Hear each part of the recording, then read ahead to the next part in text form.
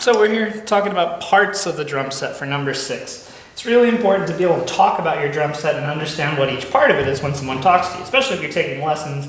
You don't want to have your teacher tell you, okay, now I need you to play the ride cymbal, and you go, I don't remember which one that is, or I need you to play your floor tom, and I don't know which one that is. Okay, so let's start with the parts that are most important and most frequently used. We have our bass drum. It's called that because it makes a low sound. Some people also call it a kick drum, since you play it with your foot. Okay, so we have our bass drum or our kick drum at the center of our set. Next thing we have is our snare drum, which we talked about briefly before. Is called a snare drum because it has these metal snares on the bottom. Okay? And if they're off, if you release those, it sounds pretty close to our other drum. If they're on, it has that distinct snare drum sound. Okay? So we have our bass drum, our snare drum. Now the other part we've talked about for timekeeping is our hi-hats, which are cymbals that are together with a pedal to control whether they're apart or together. Now, a cheat with cymbals is that they usually say what kind of cymbal they are on the cymbal. My hi-hats say hi-hat on them. My crash cymbal says crash, 16-inch on it. My crash ride says it's a crash ride. My ride says it's a ride. My splash says it's a splash. But let's look at each one of those in a little bit more detail. So, aside from playing time on your hi-hats, sometimes you'll also play on your ride cymbal.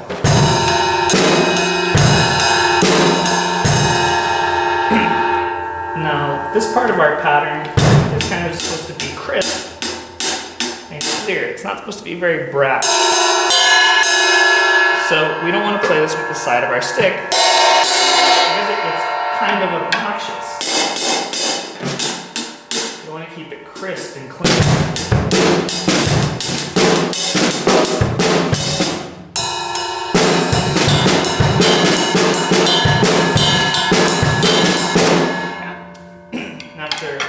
Here though, we have our different types of cymbals kind of in the crash family. So this is just a regular crash cymbal.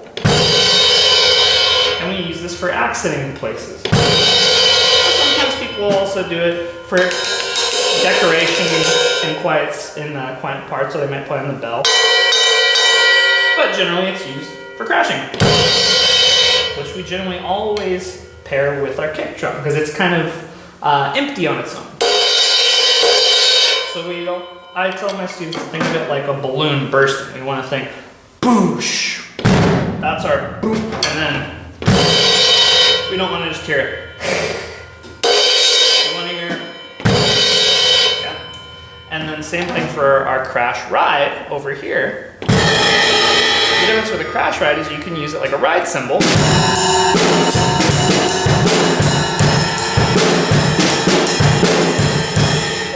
Like a crash cymbal.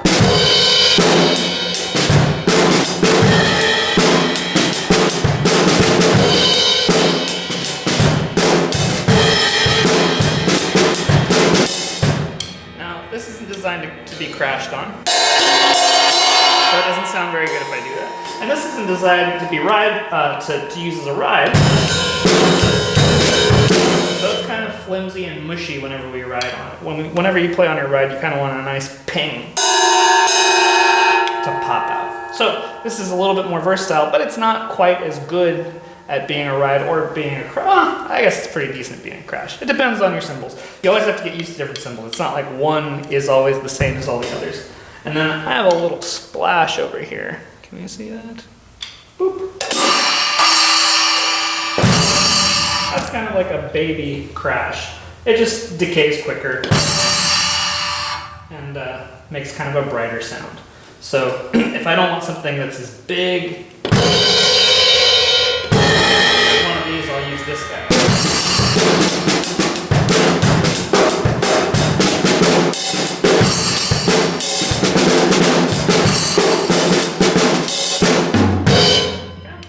Okay. So those are our cymbals. Now on a standard kit, usually you're just going to have your hi-hat and then some sort of ride, maybe a crash ride, maybe a ride, and then some sort of crash. Now sometimes people play more minimal and they'll just have a crash ride and a hi-hat and that's it. And then my kit has a little bit more because I have a crash and a crash ride and a ride and a splash, but those aren't necessary. The big thing we need is something to function as a ride, something to function as a crash, which this could do both, and something to function as a hi-hat. That just leaves our 3 drums here, which are all called toms. And usually to differentiate, we'll call this one the floor tom, since it's on the floor. And then we'll probably just say high tom and middle tom. Some people will say tom 1, 2, and 3. But it's usually something really intuitive and easy to catch on to. So that's our parts of the drum set. You want to make sure you know these. That way someone can communicate with you clearly. If they say, no, don't play that on the hi-hat. Play it on the ride.